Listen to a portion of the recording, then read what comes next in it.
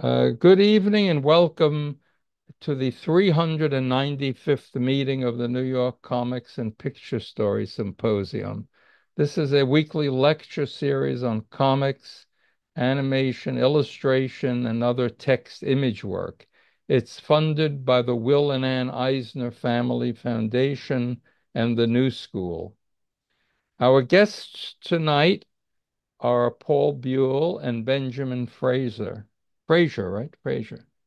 Paul Buhle was a senior lecturer at Brown University and is the author, editor, and co-editor of more than 40 books on popular culture, comic art, film, labor, and radical history, including Studs Terkel's Working, Yiddishkeit, Red Rosa, W.E.B. Du Bois' Souls of Black Folk, the graphic novel version, Brigadistas, and I think most recently the Bund.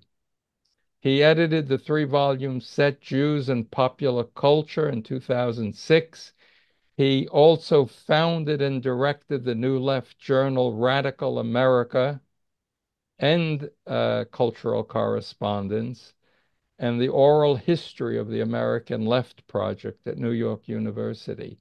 He edited the three-volume set Jews and American Popular Culture, but that sort of touches, this is the tip of the iceberg of Paul's comics work. You co-wrote a book about Harvey Kurtzman, and you write a lot of comics criticism now on top of that. That's how I keep up with the world of comics through Paul's emails of all these books he's reviewing. Um, and Benjamin Fraser is a professor of Iberian and Latin American culture in the College of Humanities at the University of Arizona. His scholarship, spanning the fields of urban studies, comic studies, and disability studies, includes 15 scholarly monographs, 8 edited volumes, and 100 articles.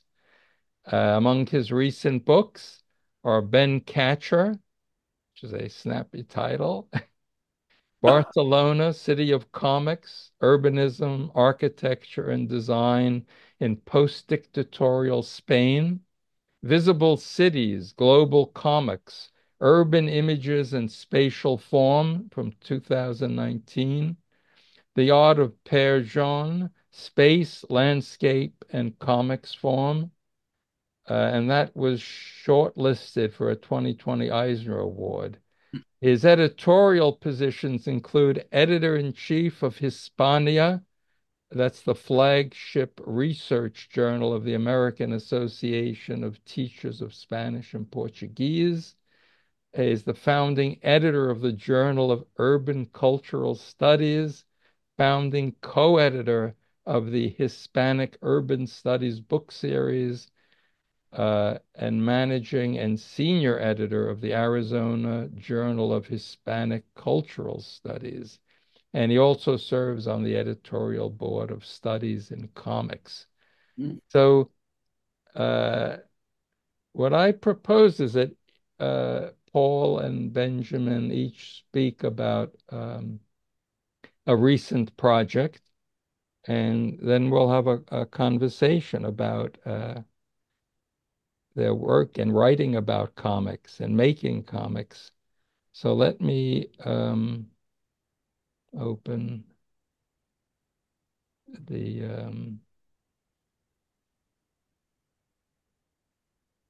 this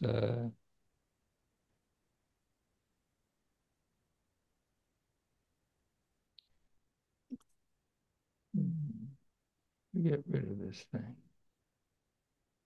He looks like he's having as much trouble as we are. Paul Okay. No, that's Ben Katchor, I think. And they Yeah. show. Okay. Hi. So, Paul, Yes, would you like to tell us how this book came to be, the very. book? I guess I want to start actually with this book, if people could see it. Oh, sorry, I have to get out of this. Hold on. They can't see you at all, I don't think. Wait.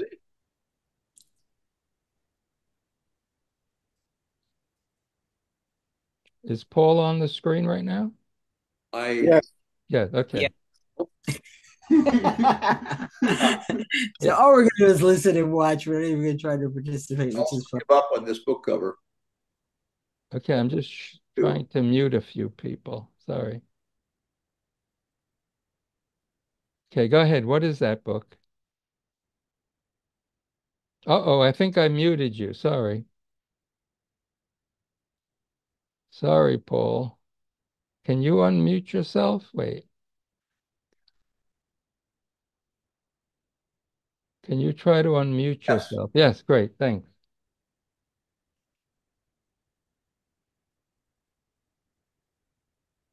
Oh, go ahead. Okay. I don't know if anybody can see this cover, but this is I think you can. This is a book by a German scholar, Yiddish Revolutionaries in Migration, the Transnational History of the Jewish Labor Bund, published a few years ago. Sharon Rudall and I and the artist Michael Kleckner were already working on this project about the Bund before this volume appeared. But when I read the volume, and it's very theoretical minded, but when I read that unlike its competitors in Russia in the early years of the 20th century, its competitors, Bolshevism and Zionism, the Bund refused to develop a state ideology because it existed within and beyond any existing state. It gave birth to Haverschaft, which is to say comradeship and Doigkeit, here-ness rather than the there-ness of Zionism, and saw itself as a class-based minority status within a framework of a transnational political family. And the author stresses that its use of memory, its involvement in culture, kept the Bund alive for centuries, for generations after essentially it was liquidated in the Holocaust. It's a vision that Bernie Sanders once said was very inspiring to him. That makes perfect sense to me. It depended upon the existence of the use of the Yiddish language, on Yiddishkeit, which of course has been drastically reduced first by the Holocaust and then by the adoption of Hebrew in Israel. But it has existed, it continues to exist as a vision of a Jewish social movement of a different kind. Now, when I read this highly theoretical volume with a lot of field work in it, I realized that my author and my artist had already realized this. They already had accomplished and encompassed this remarkable and very theoretical perspective, not because they had got to this book, but because their work demanded and allowed them to see this phenomena, the Jewish labor Bund, which peaked in Russia by 1920 and peaked in Poland by 1940, as in a holistic way, as culturally essential as well as being politically challenging, representing a way of looking at the world, a way of understanding the world, and a way of understanding the role that Yiddish would play in a culture. Now, I'm going to launch into just a little bit of autobiography and say that in 1975, when I was a graduate student, not quite finished with my dissertation on the history of the US left, I said to myself, as some others did at the time, heck, I'm only doing one language, the language being English. And a great proportion of people who were active in social movements, certainly until 1950, were people who spoke English as a second language and sometimes weren't so good in English. Of all of those groups, Jews and Yiddish speakers would be the most important. And so I started this project, The Oral History of the American Left, and with an archive at the old labor library, Tamlin Library at NYU, and set myself out to doing a lot of field work. Miami Beach was high on the list, and other places that immigrant Jews in their 80s had landed after a lifetime of work in the factories. And the way they kept their Yiddish culture going, the way they kept their socialistic ideas going, the way they kept their communities going was startling to me. I'd never seen anything like it before. And it became a basis for me learning enough Yiddish to read newspapers in the 1890s and 1910s with a simplified vocabulary, but also of engaging the culture of these people. So to sum this little piece up, I would say the Bund, even though it's not actually so much about the US, even though it was funded substantially by workman circles in Toronto and the Bay Area, nevertheless took me back to the roots or the origins of a vast Yiddish political, progressive, socialistic sentiment, which persists to this day on campuses and communities, and often is accused of making trouble, but in fact, the trouble is mostly good, and it manages to find a new generation of young and eager Jewish lefties every now and then, and certainly at the present. Do you want me to do the slideshow? By all means. Okay, I can. Can you see that? Beautiful, lovely. I can't get it to play. Okay. So that's the cover. Yep.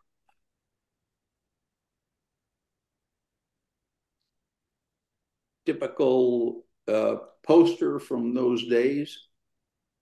And at the center of one of the major centers of their activity, which was the Ukraine, where they were very unpopular among conservative Gentiles. There, a typical Bund demonstration around the time of the Russian Revolution. And there, how the Bund made itself vital and beloved, and that is by encompassing culture into their work and their daily life, culture no less important than their formal political choices. And their encompassing of some of the great Yiddish writers at the time, including Abram Reisen. And their vision of coming from abroad, Zurich or someplace else in Switzerland where they were hiding out, to racing back to Russia as the revolution began to unfold.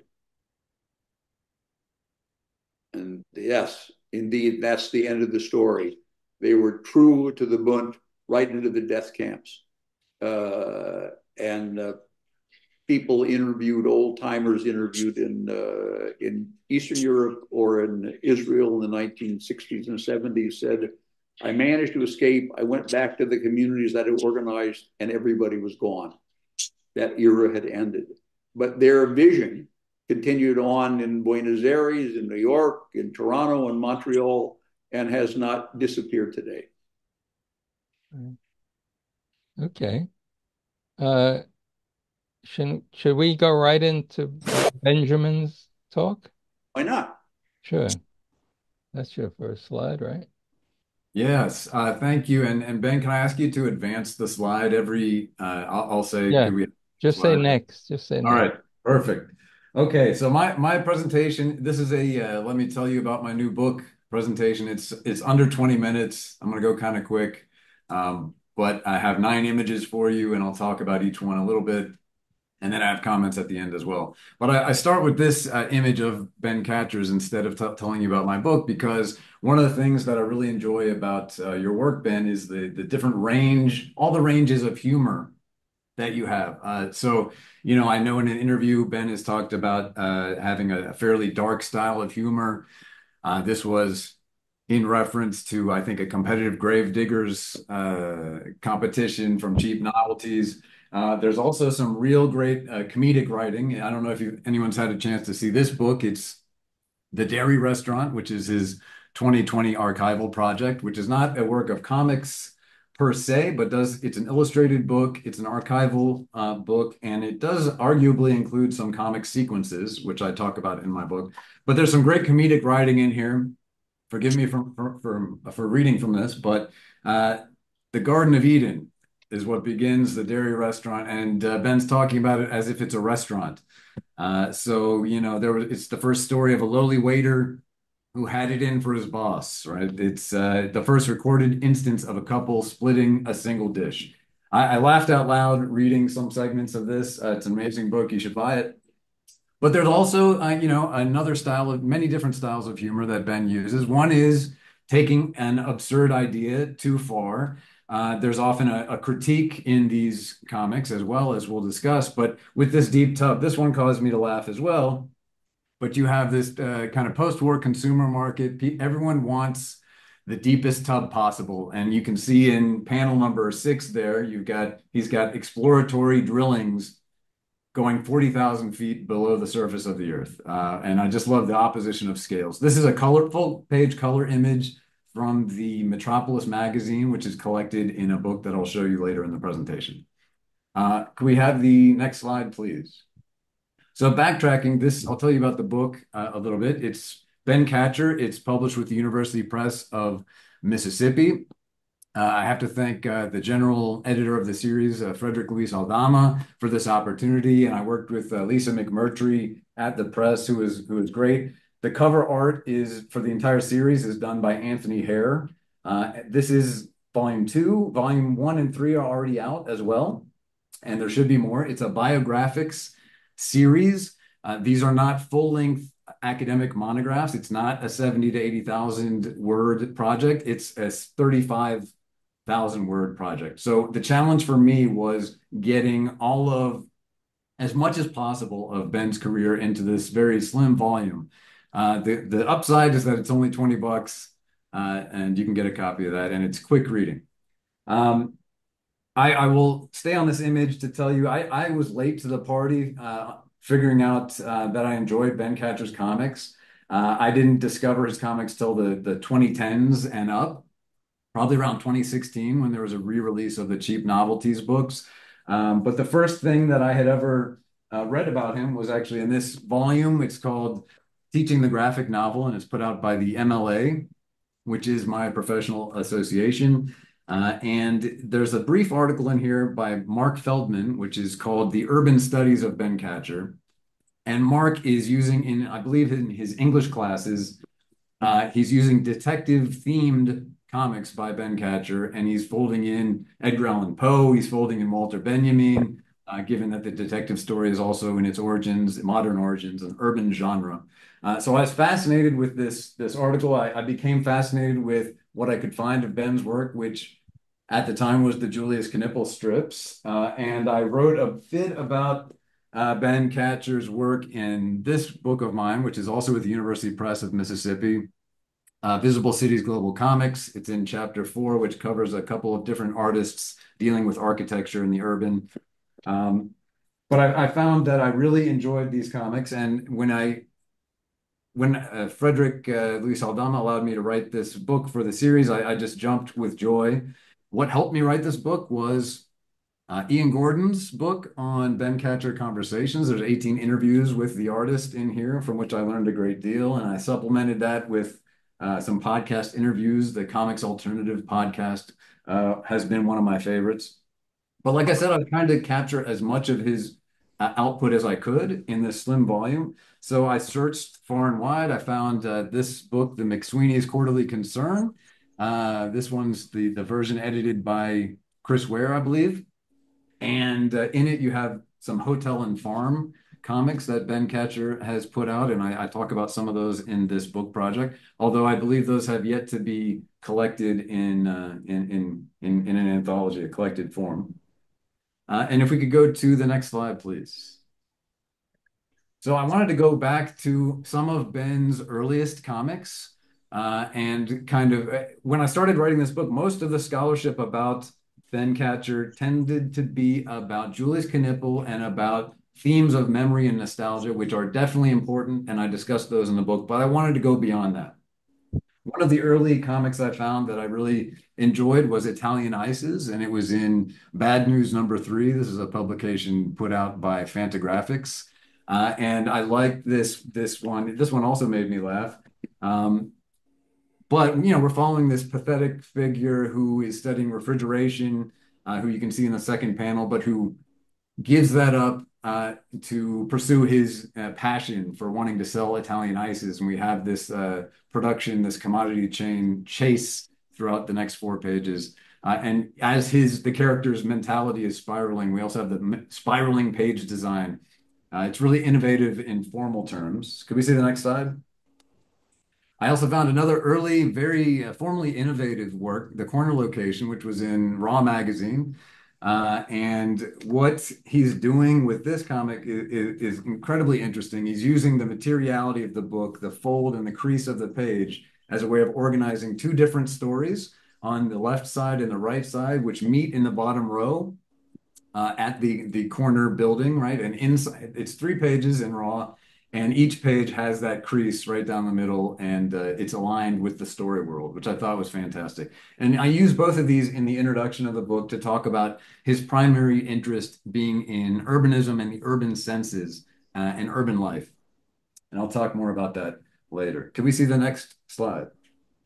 So this is number 5 of 9. This is a Julius Knipl strip. Julius Knipl is written about by many scholars who note that Knipl is a flaneur, an urban wanderer, a chronicler of urban daily life. In this one, we have an intersection with urban themes, as you have Knipl is remembering the Cosma Theater in panel 7 that was raised down for a parking lot, and he's noting how the neighborhood has changed since then. The light and shadow here is really interesting to me. Of course, you have that tactile object up in the upper left-hand corner, which is from the Cheap Novelties collection. And also in panel number 7, you have this direct subjective image or an image of the past that surges forth into the present, which is something I find Katchor tends to do in some of his work, and I find it really interesting formally.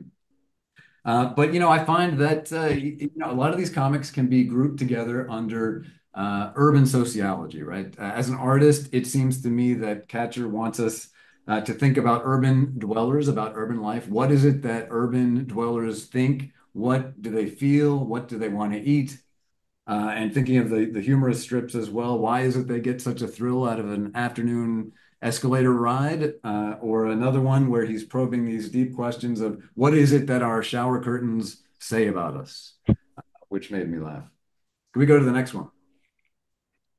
So my overarching premise in this book is that we can group his comics together under urban themes. And I found that as I was researching this book and getting my hands on as much of his work as possible, that I was thinking about urban theorists that I have read over the years. And so for me, there's a couple, they're referenced unobtrusively in the book, but one is Henri Lefebvre, the French urban theorist, sociologist, philosopher, who is known for this idea of the right to the city, right? He was complaining that why is it that since the 19th century, capitalists, builders, and speculators are owning the city, and the use value of the city for its inhabitants is almost non-existent.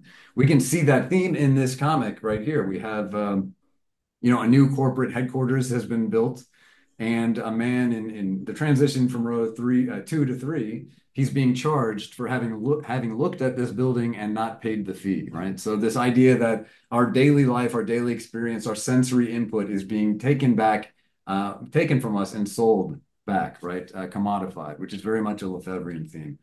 Lefebvre also had a critique of everyday life, which was an important post-war project in 3 volumes, where he was saying that capitalists had turned their vision inward from the colonies and now wanted to colonize everyday life and make money off of urban dwellers, in a sense. So I work with that. And another theorist, just to name a second one, is Jane Jacobs, who of course will be very familiar to New Yorkers. This is a person who wrote The Death and Life of Great American Cities in the 60s, and who,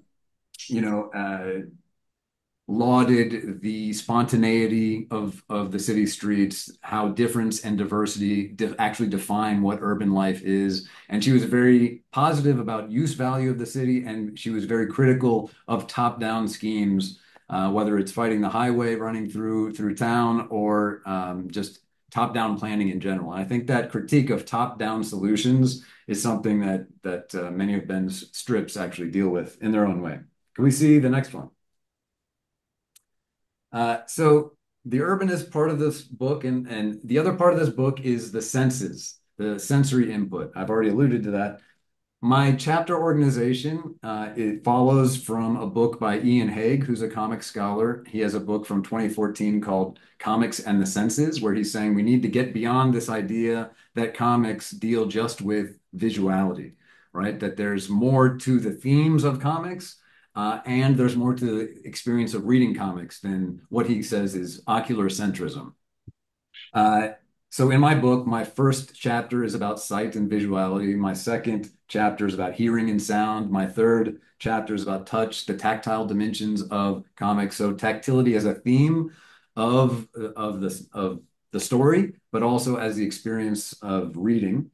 And chapter 4 is about smell and taste. And in a way, this ties back with the urban criticism that I was mentioning, because if we think of early Marx, the philosophical and economic manuscripts of 1844, Marx is listing off that we need to reclaim the senses. We need to reclaim, this is his list: seeing, hearing, smelling, tasting, feeling, thinking, contemplating, sensing, wanting, acting, and loving. And this is kind of a roadmap for understanding Ben's comics as well. This image on the newsstand, this is one that I'd spoken with Ben or emailed about having this on the cover before I was aware that Anthony Hare was going to do a great illustration.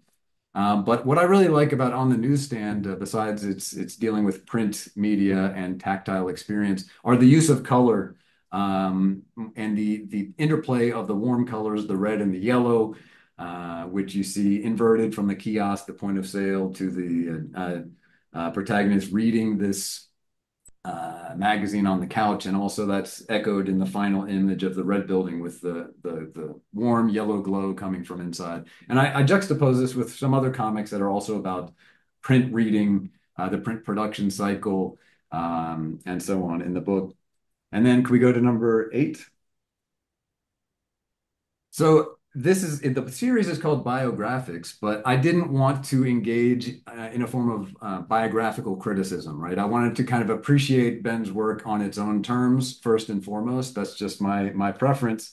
And I took my cue from interviews where Ben is quoted as saying that, he identifies first and foremost as a New Yorker, as a city dweller, as someone who's lived in big cities most all of his life. But he's also dealing with a connection to, and this ties in with the Paul's presentation, with leftist, secular, internationalist, Yiddishist culture. And I know I've read, Ben, that your father's first language was Yiddish, and Yiddish was your mother's second language. You see Yiddish in his strips. You see Yiddish words and phrases. You see Hebrew lettering, and you also see some deep dives into Jewish life and Jewish history. In this is a segment from The Jew of New York, where Yosef Feinbrot is chronicling, he's called a Latter-day Kabbalist, and he's chronicling people's belches in restaurants, and attributing to that this transcendence, right? And he has this Ezekiel-like vision of the palace right at the end, with Greps being this onomatopoeia of this transcendent sound. Could we see number 9? But also in the dairy restaurant that I referenced earlier, there's some great images that I argue in the book function in their own way as comics. And this one was one that really stood out to me, and I talk about it in the book. It's an illustration of Jewish restaurant culture in Lower Manhattan that I just think is incredibly, there's a great depth of field here. It's an incredible image. So in closing, I just want to wrap it up and say that, I use urban senses as a way to talk about a wide range of themes in Ben Katchor's work. So language, both real and invented language, travel and tourism, the market economy, or what Ben has called the poetry of the market economy, food culture, print culture, and so on, right? It's a way of addressing the variety of work that he's produced. There are some things I don't talk about as much in the book. So his collaborations with Mark Mulcahy in musical theater are very important. I just didn't have as much access to those. I was working from print culture for this book. And another aspect that I mentioned but don't go into are the radio cartoons, which were a collaboration between Ben Katchor and a producer at NPR. And you can listen to those online. But I will say I do have I have a short article in English that's going to be published in a French language journal, Comicalité, on a special issue edited by Ian Hague and by Claude Benoit on sound in comics, if you're interested. But there are some other interesting connections that I bring up in the book. One is the connection with Chip Kidd.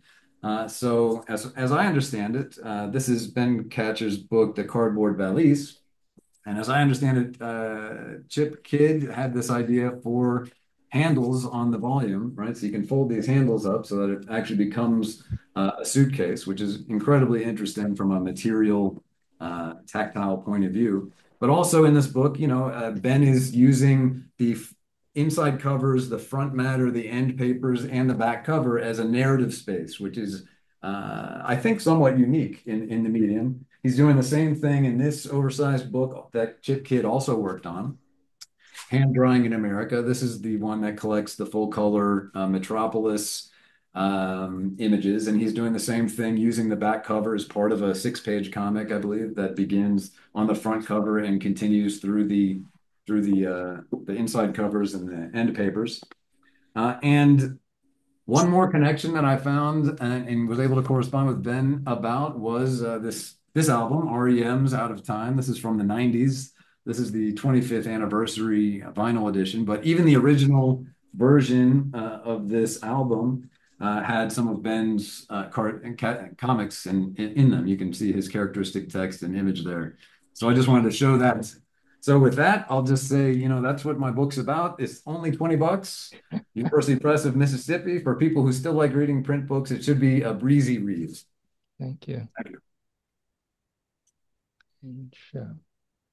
Okay, I think we're back. Yeah, I thought I wouldn't be hosting this event tonight, but Benjamin suggested that I do host it and add my 2 cents into the conversation that we'll have about writing about comics. And I can only see it from the point of view of a cartoonist who's the subject to writing. And when there was a kind of what they call now, legacy media, where everybody read the same 10 or 20 magazines, it was how you sold books. You had to be written about. Indeed. That's how people would know what was available in bookstores. And if you were lucky, you were written about by really good writers, and it was not that I could enjoy. You can't enjoy an article about yourself. So it's not that. It's just that it helped build an audience. And I think oh, go ahead, Paul. I was going to say I want to come at this from a different direction. Okay. That is that 3 of the people who have been important to me, Harvey Kurtzman, really the father of modern satire, Harvey Pekar, who I worked with his last half dozen years of his life and who brought the quotidian into comic life, and Ben Katchor. They all had parents who were fluent in Yiddish and were left-leaning, you might say. Harvey Kurtzman and Harvey Pekar had mothers who read the Daily Worker to them over the dinner table. But there's a connection between this and the creation of popular culture. And after I published a Radical American Comics, 1969, one of the first of the underground comics, and began interviewing underground comics people in a second magazine of mine in the 70s and 80s, and was able to begin writing about comic artists in the Nation and the Village Voice, including Ben Katchor. I realized more or less that the picture is a little more general. By the 90s, I co-wrote 4 or 5 books about the victims of the Hollywood blacklist. And that is to say, they were all screenwriters. They pretty much got no credits after 1950 unless they went abroad. But what's interesting about them is they were all Jewish except for the Gentiles who married Jews. They were just 10 years younger than the Yiddishists that I'd interviewed in the 1980s. And they were, despite all the criticism, much unfair criticism, they were trying to make a living in films, but they also believed it was possible to create a popular culture which was deep and fascinating and artistic, and it had a certain progressive bounce to it. So in my 40 or 50 years of trying to do these things, there's a through line, and that through line again goes back in part to the contradictions amidst Jewish life before the immigration to the New World and after the immigration to the New World. And it's given me a way of seeing these artists and the screenwriters and their movies as all part of the same story, which has been often ignored, denounced, even repressed, but somehow or other is still there. You could see it in Art Spiegelman's work and in the work of some of the renowned artists today, one of whom is certainly Sharon Rudolph, who joined me in the creation of Wobblies, my return to comics after 27 years, or publishing them anyways, writing a strip on Emma Goldman. And this is the centenary of the IWW in 2005. So we wanted to do a nice big book, nice big comic on it. And Sharon Rudolph wrote about Emma Goldman, prompting me to ask her to draw a comic about Emma Goldman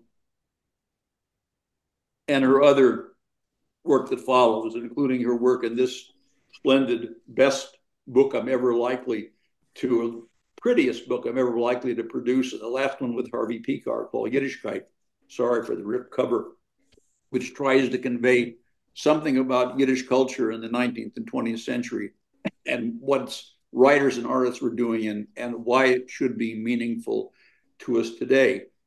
Now, while I have the floor, and only because Ben urged me, I want to mention some books, comics that are coming.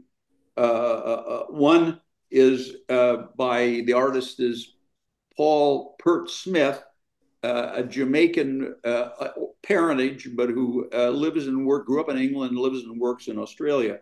He did the art for W.B. Du Bois' Souls of Black Folk a couple of years ago.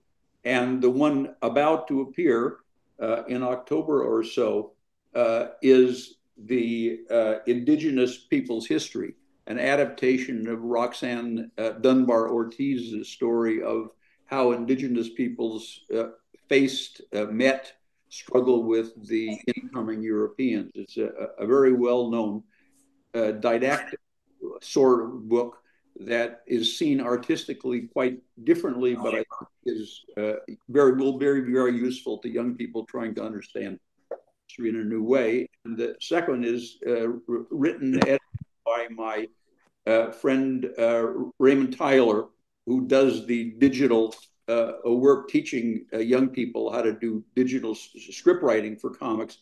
And it's called Black Coal and Red Bandanas, drawn by Susan McClinton.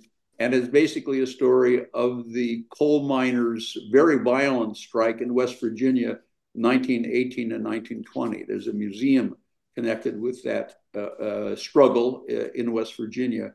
And the comic is trying to bring that old story of class conflict alive at a moment when unions are struggling with the US. All of which is sort of to say that there's no real specific direction in these 20, I now seem to count 20 comics that I've edited, except to tell a history of US life in a different way, or to find someone who has done extraordinary things in the past, such as Rosa Luxemburg, the famous German Jew who was martyred in 1919, or Che Guevara, as seen by Spain Rodriguez, a late great comic artist. But to press along as far as I can to discovering these elements in history, mostly U.S. history, but history, and make sense of them in ways that don't make sense in words, but do make sense in pictures. And I include this part by mentioning that Paul Pert Smith is now drawing a graphic biography of Malcolm X. I'm working with him on that. And we've discovered Malcolm X's mother's life and role in Grenada, on the island of Grenada, before she came to to Montreal and made her decisive connection to the Marcus Garvey movement, thus establishing a Pan-Africanism that, after many contradictions, Malcolm will pick up again and carry to the end of his life. So these are ways bearing upon my work as a historical scholar and teacher of trying to bring subjects like women's history, the history of social movements, the role of the Caribbean in the U.S. political and cultural life, and inevitably the role of labor as well. And discovering as I go along, since I never try to compel artists to draw differently than they plan to draw, but trying to assist them in achieving some kind of creative expression of their own, and treat history in a way that it has not been treated so far. So this is good in my book or books, and it's something to continue. It may not be the biggest element within graphic novels by a long shot, but it's an effort. Okay. So, yeah, that's great. So, Benjamin, what drove you first to write about comics? And do you have any plans for making comics in any way or No, I don't see myself collaborating? making comics. No. The first comic that I really became, enthralled with was called The Ethernaut, and this is now available in English. I think the translator is Erica Atena, but it's an Argentine scriptwriter who worked with Francisco Solano Lopez, the artist in Buenos Aires in Argentina, and he and members of his family were disappeared after the production of this. But it's a science fiction narrative about somebody who's dealing with an alien invasion to Buenos Aires. All the science fiction of the time had, even produced in Latin America, tended to situate their stories in London, in New York, right, in Paris, but not in Latin America. And so this was one of the first science fiction narratives at all that situated the action in Buenos Aires, in a Latin American city. But it's a really sprawling work. It started out as a novel that was 500 pages long, and I think you can see all those words in the book.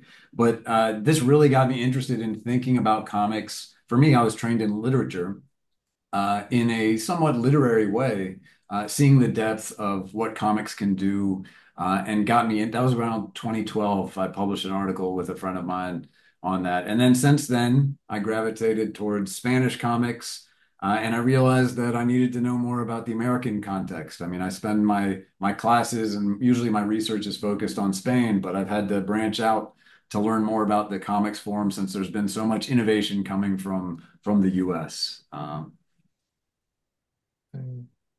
had a question for Paul. Yeah, sure. So, Paul, you ended your statement with a reference to, editing and working with artists on comics and how you want to preserve their style of writing. But that I have a naive question about what is it like to work with editing comics. I'm an editor who's a scholarly editor, but I'm used to working with people on words. And what do you notice about being an editor of visual images? How do you approach that? Well, as I might have suggested before, I published a couple of historical, political, and arts magazines, and they lost money with every issue, with an exception or two. So that the struggle of creating something, getting a publisher, coming up with an idea, producing a convincing argument for that idea, getting a publisher, getting the publisher to put up enough money for an artist, or alternatively, additionally raising that money myself, and then looking at the script and making suggestions, but not too many suggestions, and seeing the art as it develops, and maybe writing a useful afterword to it, and then trying very hard to get that book out there, that comic out there. That's a realistic description of the process. It's probably a lot more mundane than your average art book editor, or maybe it's just as mundane, but it has involved dozens and dozens of creative artists of a progressive or a leftish character who are never going to make a living from this and often do it over weekends, but for whom it's this driving force for personal reasons as well as political reasons to express themselves, try to move the reader forward, try to change the world, but also in the process to try to create a new concept of what comic art can possibly be. All this goes back a long way in my life. Harvey Kurtzman, along with Martin Luther King, those are my two big heroes when I was 10 years old. But the distance from radical America comics and being called by somebody or other at Playboy the first serious critic of underground comic art when there weren't any other people writing criticism or commentary until the present is a very long time. And yet, as underground comics yielded to quote unquote alternative comics, and whatever they are called today, I think after Maus having Alison Bechdel's Fun Home reviewed in the New York Times was a very big deal. What's the big deal today? Incredibly great obits for underground comic artists, especially women artists who would almost have died to get obits that kindly to them. But it's a form of attention with some of their work reprinted that has been coming for a very long time. But after all, Ben was pretty young in 1979 when it was clear the writing was on the wall and underground comics had lost their sales and were basically a disappearing art form. Most of the artists that worked on them either didn't draw again or didn't draw for publication, or it would be 20 years in the future before they found a venue for them to draw again. So it's an incredibly rapidly changing field. I have a friend here in Providence who did the translations for a Czech women's comic about difficulties she had, some kind of physical difficulties in growing up in teenage life in Czechoslovakia or the Czech Republic. And I said to her, what about the other Czech comics? A lot of Czech comics appearing now. They're mostly from young people about personal problems, and many of them young women with personal problems.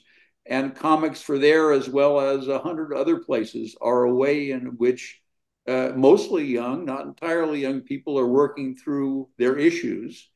They're probably observing, as has been observed these days, that people under 20 tend toward video games, whereas people in their 20s and 30s look upon comics as a sort of modern art book, the 21st century art book. So this is fascinating, evolving. What's going on in the digital part of that world is a complete mystery to me, but obviously it's a very, very big world. And in a world and a planet that's in terrible trouble in the international situation, pushing toward horrific new wars with the weapons all around us, comics are a vital, obviously, a vital means of communication, of dealing with personal problems, but trying to understand the world in an artistic way, say something about them, and have a dialogue with people who are remarkably enough readers and part of this emerging world. So, you know, my answer is it's constantly changing. I'm trying to keep up, but it may be anomalous to produce comics about history, including radical history. But after all, I was trained as a historian. So that is what I do. Right. Yeah, there's a question from Austin English. We can sort of open it up to people. It's in the chat.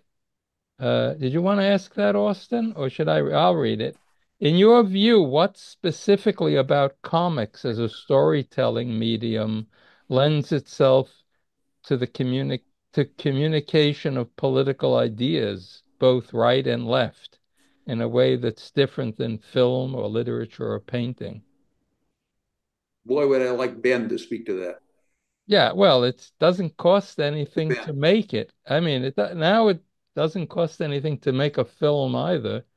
But going back to my childhood, there were lots of limitations, technically and cost-wise.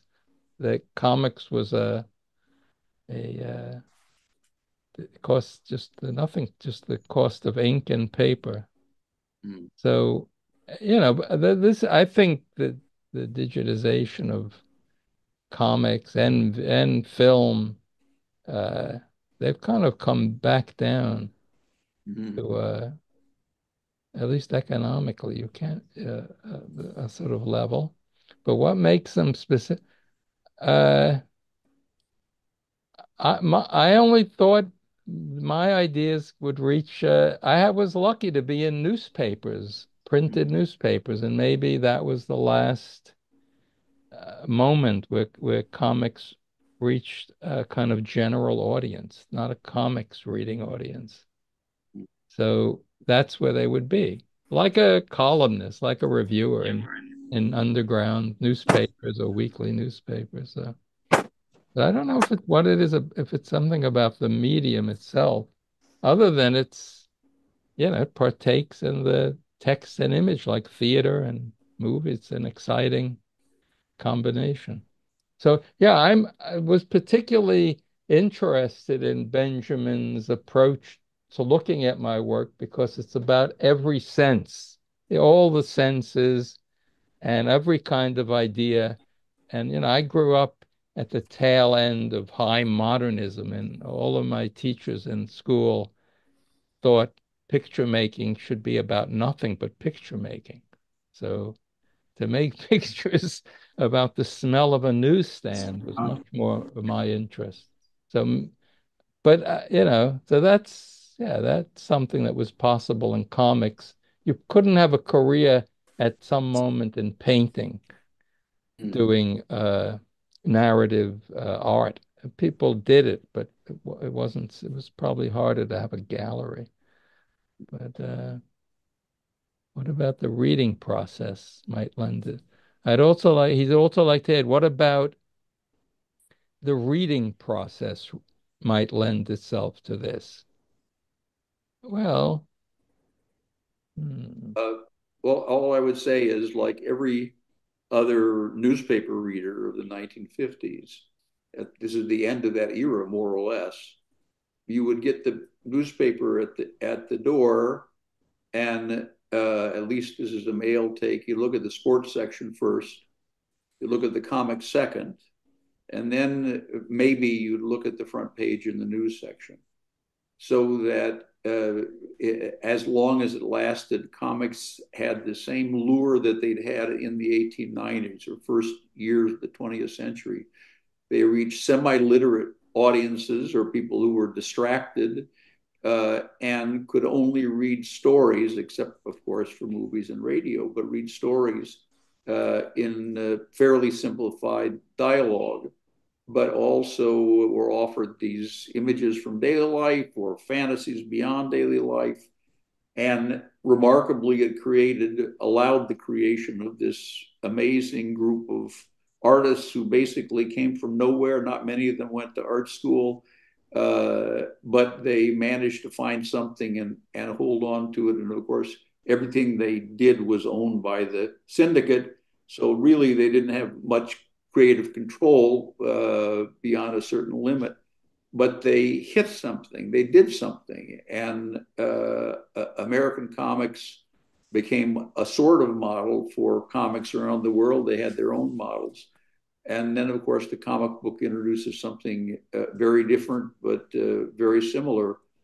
And the strange thing about underground comics is that they depended upon the rise of the underground newspaper at the late 1960s. They depended upon people smoking dope, as they so often did when they opened an underground comic and read the pages, as the artists like Robert Crumb were smoking dope themselves, drawing it.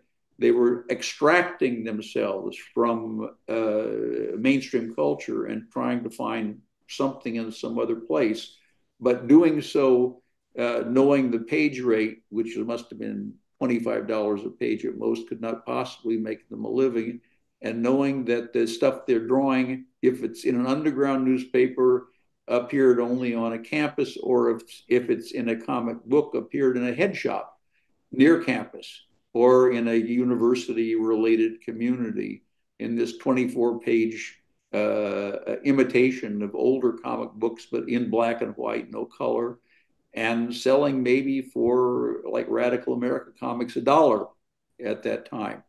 And thus being a creative take on what had been a creation of mass culture. It was a spin on mass culture, to take it in a different way, but maintain the comic art lure and fascination that so many readers had been drawn to. And I think that is the reason why some of the very great artists drew about themselves for 20 or 30 years and then exhausted that particular mode. And Harvey Pekar was the closest to me, but that was true of Robert Crumb, it was true of Justin Green, and certainly other Art Spiegelman. And after they had exhausted their drawings about themselves, then they needed to go in a different direction. I drew Harvey toward social history, cultural history, but other artists had their own answers. The final great work in Crumb's life is destined to be Genesis, an adaptation of the first chapter of the Bible. So always searching, but within this remarkable popular mode that seems a million miles away from painting, even if it may not be, but is a genre of its own creation, even now upon some kind of mass readership interest that is outside the normal channels of what literature is supposed to be and what literature is supposed to do. It's still an outside art, at least in my view. It's still an outside art evolving and developing itself. And that's why it's so fascinating. Yeah. I don't know if Benjamin has anything to say about I mean, I think you've mentioned some things I would say. I would just, reading Austin's question, there's the, what about the cultural sphere helps comics to transmit political ideas? And I think, for example, the ease of transmission, which I think you referenced and which is now available with digital comics. It's easy to share a digital comic about a political topic, just as, in 1970s Spain, where we have the influx of the underground comics, some underground publications hit around 72, 73, 74, at a time in which people were copying and getting into comics and, circulating their own fanzines, and the creation of one fanzine, right, it could pass through 20 different people. So that ease of circulation, I think, in the cultural sphere. But the second part of your question, you're talking about, Austin, the way the reading process works, or the way the formal aspects of comics pull somebody in. There's a very close, intimate, subjective connection between the artist's book and the person reading it that I think is still being theorized. And I think there's no one thing. It's a really fascinating opening area of scholarship. I just read this. This is a new 2024 book. It's The Political Imagination in Spanish Graphic Narrative, which looks also there's. I'm just thinking right now of an article on Equatorial Guinea and the dictatorship, and how the artist that's being studied in one of these chapters is just blanking out the word balloons and the storefronts as kind of a political statement, right? So the form is very nuanced and can be adapted to all kinds of political messages in ways that I think haven't yet been fully thought through, as opposed to perhaps literature, which has been more thought through. Right. Can you hear me? Yes, who is that? It's Sharon Udall. Hi. Hi. I just wanted to add that in the 18th century, they had these things called broadsides that were like crudely printed one-panel comics that was part of how they started the French Revolution. There were all sorts of scurrilous cartoons about Marie Antoinette is how they got the whole thing going. So, I mean, comics as a form of stirring up political feeling goes back before some of the things that you were talking about. And it always had to do with something that's cheap and easily printed, and you read it today and let it be in the mud tomorrow, and it's still just as useful. I felt that's what we were very much drawing on or standing on when we began to create underground comics. Mhm. When it gets too serious and precious and it gets reviewed in the New York Times as if it was just as good as a black painting in a gallery, then I think it's lost its way and it's already gone and people have to come up with something else. Very good. Sounds right. Yeah. Yeah. But I mean, next to film and theater, comics are sort of a still medium, and you can contemplate them, go backwards very easily. They're not trying to pull something over on you, sweep you up in Mhm. this momentum. So yeah, they don't put your eyes in that kind of straitjacket where you have to look and follow it or you'll be lost.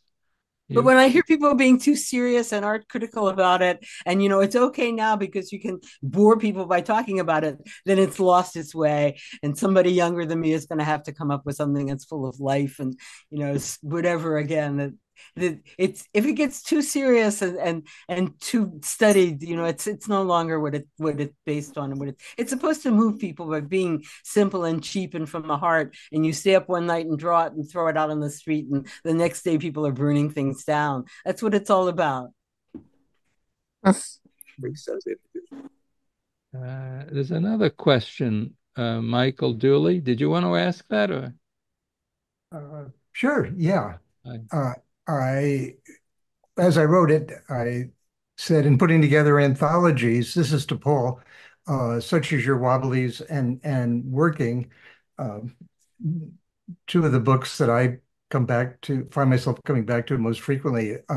How do you go about matching your texts with the specific artists? And I'm thinking with Wobblies, you've got, of course, the great Peter Cooper and his gang of World War III, and Spain Rodriguez before he got around to Che, but he was always political. And Sue Coe is in that one, which is a delight. And then there was the discovery that I made about this artist Fly that I hadn't heard about, and I had to go back to the back of Wobblies just to see who the heck is this person, Fly. And then I read Fly has been squatting in the Lower East Side of Manhattan since 1990, where she paints and draws comics and illustrations, and sometimes paints murals. I mean, that's one of the things that provoked my my question. In addition to Working, that I also had Cooper and Oh, Lance Tooks, who I absolutely love. Uh, but yeah, how did you make these connections? Well, it's an editorial process question I'm asking yes, basically. but the existence of this group around Peter Cooper and Sabrina Jones and half a dozen regulars, others, is that they've been publishing this annual World War III Illustrated more or Right. annually, more or less from 1979 or 1980. And Ben is someone who's been represented in it as well. So, in the process of doing this, created a pool of artists. And some come and some go, but many stay the same.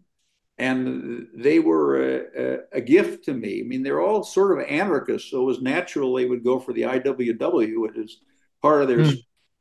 Uh, and then the other group were people who were still hanging from the underground comics of the 1970s, and among whom Sharon Rudolph, one of the very first with the late Trina Robbins, to take on this struggle to create comics in a new way. And there are a few other people that had worked a little bit with me and a lot more with Dennis Kitchen when he began publishing a large number of underground comics in the 1970s, the first gay comics and so forth.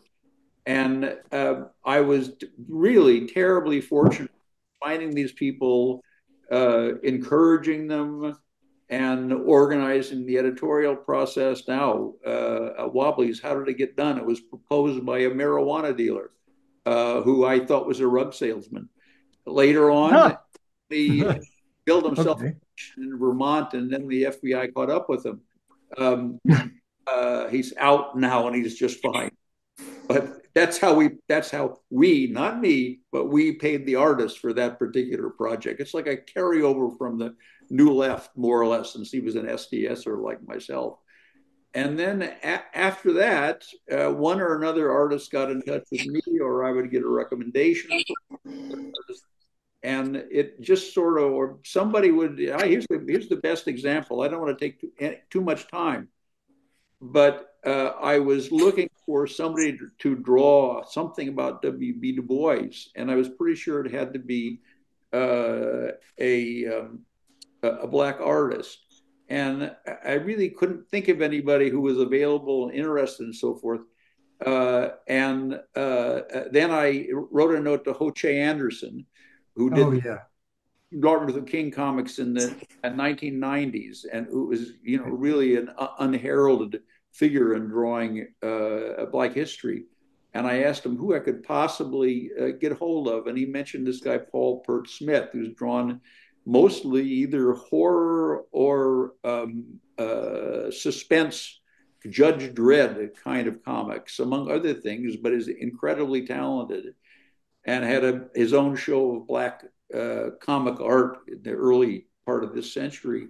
And I proposed the first project to him, and the first project led to the second project, and then Malcolm X is the third project. And he's just stunningly brilliant, but I had to look around for a particular kind of artist. And there I was, lucky enough to encourage somebody to probably work under the living wage rate, but reach a bigger audience with a serious art book, an art book that was serious. And that probably is the only answer that I can give.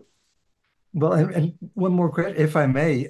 It might also be pointed out that your hand in Radical America comics. I mean, this is going back to the late 1960s, and where you put out Radical America with it had Skip Williamson and Jay Lynch in, and the cover by Gilbert Shelton.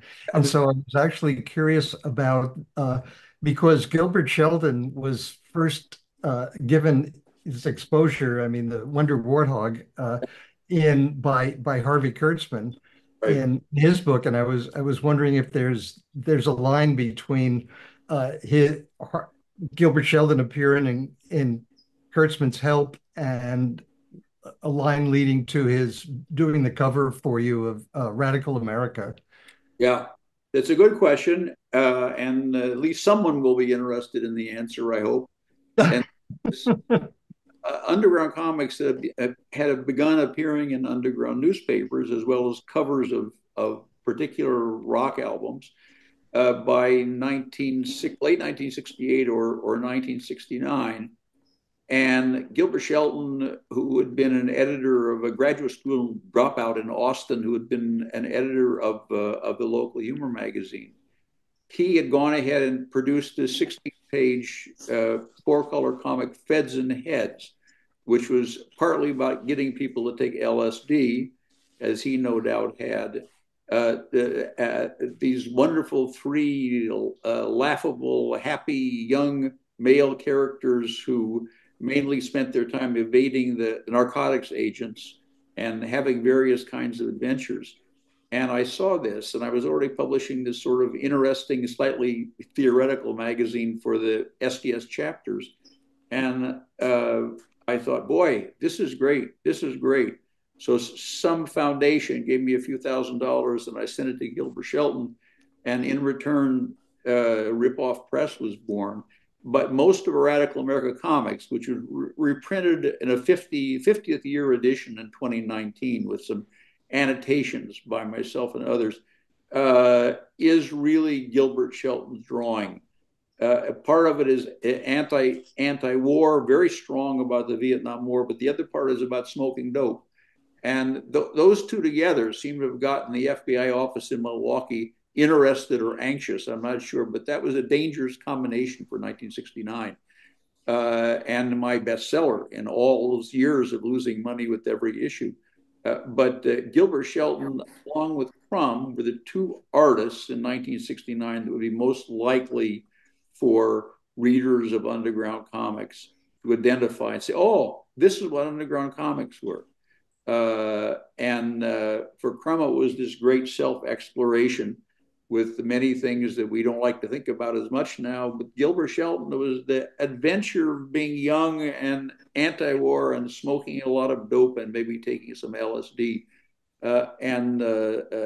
This was the start of something big, as I wrote in some magazine in 1969. Boy, did it seem great for 7 or 8 years till it totally crashed. But the important thing is, other artists came forward. Trina Robinson and Sharon Rudall and a handful of others produced some of the most stunning material of all in women's liberation comics. And there was a space for people who hadn't ever published anything, or who knows where they'd publish it, but were able to like grab these pages and do something different in them. And even though this is an old topic now, underground comics are almost forgotten, it remains a stunning development in the history of comic art. And for all of its terrible weaknesses or limitations, sort of opened things up. And Michael Dooley, you were there as well. You saw this, something that we would not, as comic book readers, as young boys, would never have imagined. It was incredibly exciting, and we wanted to, if not be a direct part of it, at least be an indirect part of it and observe it. Add to our comics collection that our mothers had probably thrown out, but engage it in some kind of way. And in that way, we haven't changed ourselves. We just got old. Yeah, thanks so much, Paul. And I just wanted to say that I put in the chat a link to Radical America Comics, a free downloadable PDF that the inside of it isn't very well reproduced, but you can see the front and back cover is stunning, and the front cover is the one with Gilbert Sheldon, which is a classic of his. Anyway, thanks again. Appreciate it. Good. I just want to say a few words about working with Paul over the decades, that every project he's so enthusiastic and has so much faith and has so much hope, and he gives artists freedom. I can't imagine anybody else I've ever worked with giving me the amount of freedom that Paul does, so that you want to give your best and you want to try things you might not dare with a different editor. And if there's any secret to how he manages these projects, it's with his own belief in the artists and the writers, that he's so thrilled with what they do that it just makes you want to do more. He's unique in the history of comics. Thank you, Sharon. At low page rates. Well, that's what you do instead of paying us. I understand that. Could I ask a question to Paul and to Sharon? I was thinking when this came up earlier and then you came back to it, is there potentially a space? I don't know if there would be, even for something like Jules Kniffel today, that would be both commercially viable and reach a broad audience, but for something like women's comics, just given how much the internet, how much confessional and nominally raw material is out there? Or is that something that was sort of fundamentally of that period? Well, the problem is getting a publisher that's willing to put skin in the game to bring it out. I don't know if you realize that Trina Robbins' last project was actually a benefit book for reproductive rights for Planned Parenthood that I have worked in, as well as a lot of younger artists I wasn't familiar with who are very professional. I think you'd have no trouble putting together a great books. The problem is getting a publisher that's willing to, pay to produce them.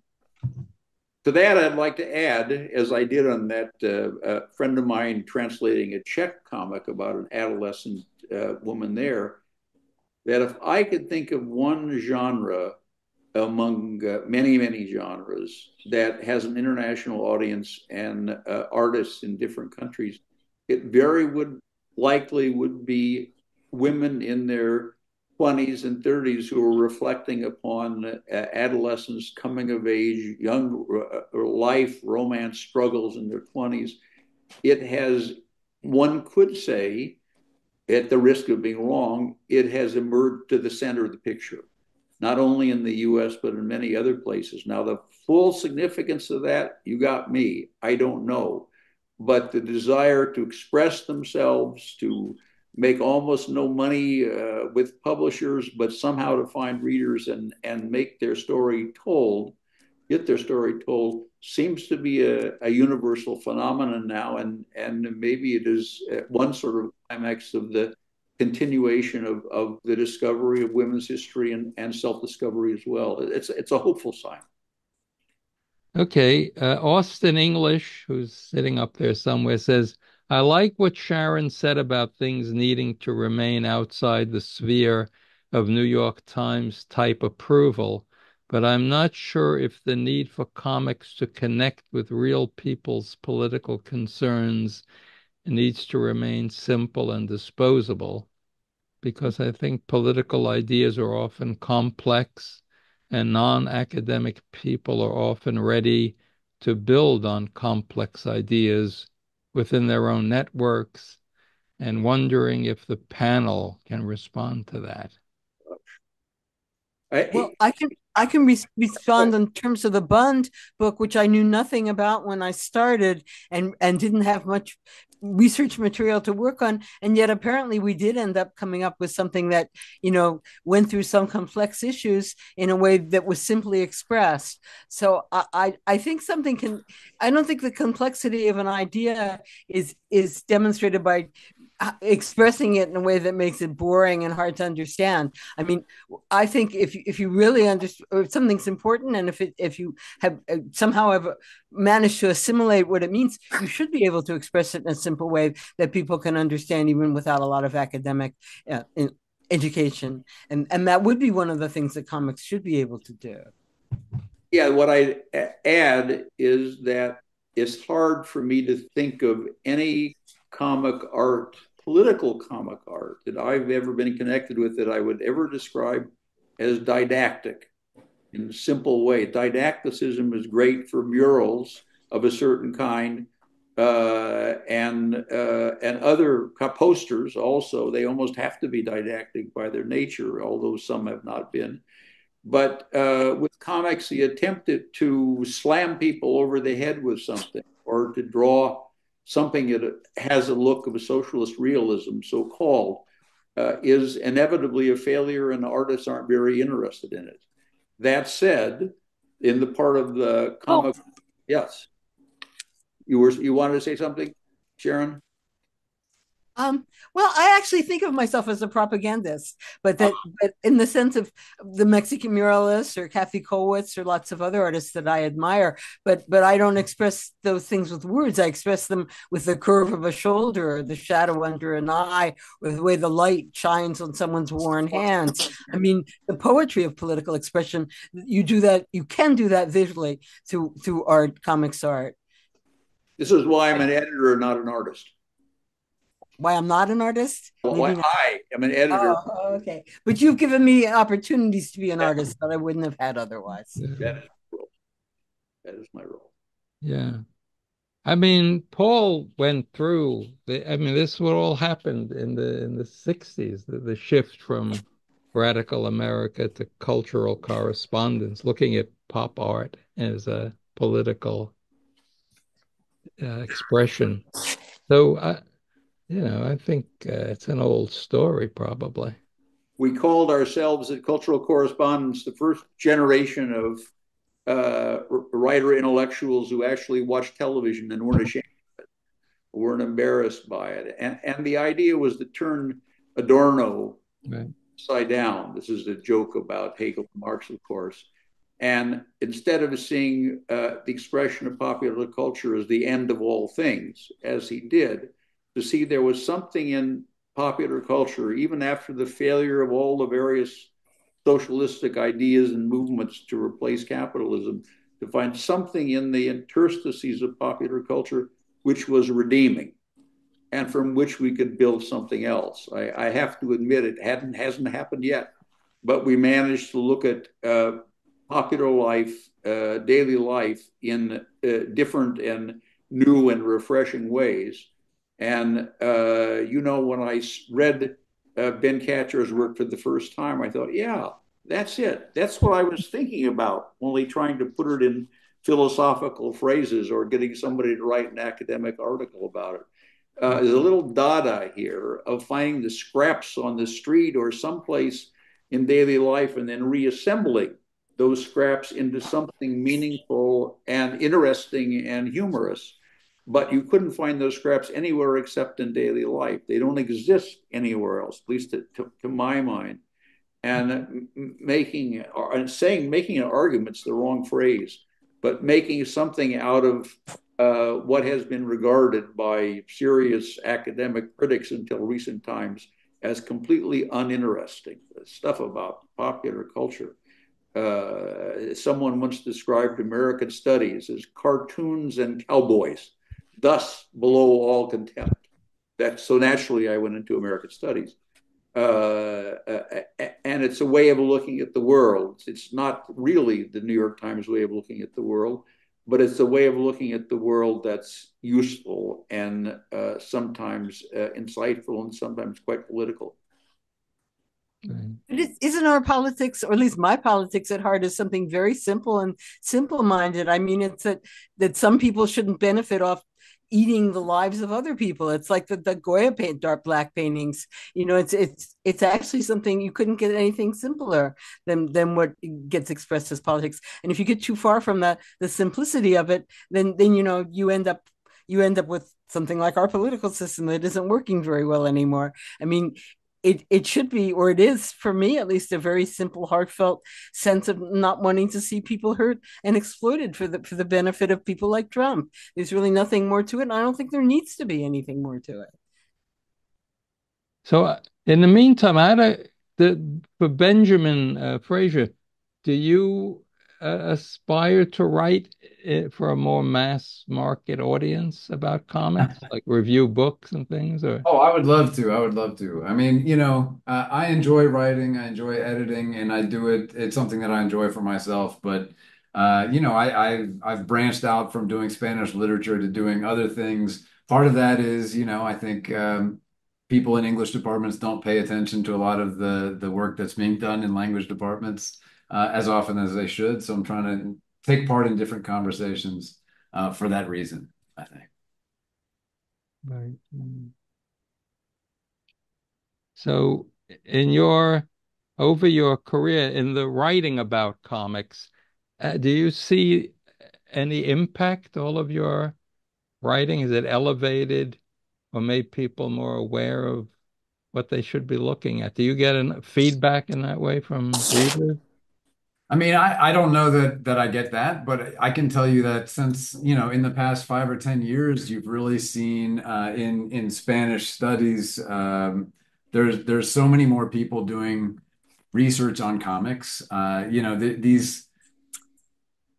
think Paul was saying this before, that comics was seen as unworthy of study for a while, and it's actually having a moment right now. I think you see the proliferation of all the academic presses want to be publishing things on comics. Junior scholars are working with comics and other popular or unpopular media. So it's certainly an exciting time in that sense. Like when I was in grad school, I got a PhD in 2006. There was just nobody doing comic studies. You could count the number of people who had published books on comics on one hand, perhaps. And now it's really flourishing. And people in English departments are looking for studies of comics artists from all over the world now, not just stuff that's published in English. So it's exciting. I would say there are two fields in which I see new journals appear, new exhibits, and new interest around the world. Maybe more surprisingly to me, the global South. One is comics, the other is surrealism.